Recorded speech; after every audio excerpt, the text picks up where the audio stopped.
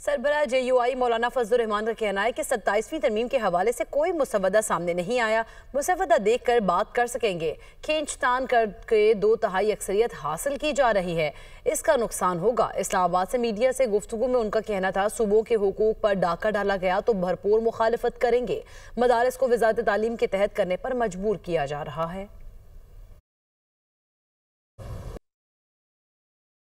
27ویں ترمیم کی بحث چل رہی ہے، اب تک کوئی مسودہ اس حوالے سے منظر عام پہ نہیں آیا حکومت کی طرف سے، تو ہم ان کی جزیات پر تو بحث نہیں کر سکتے۔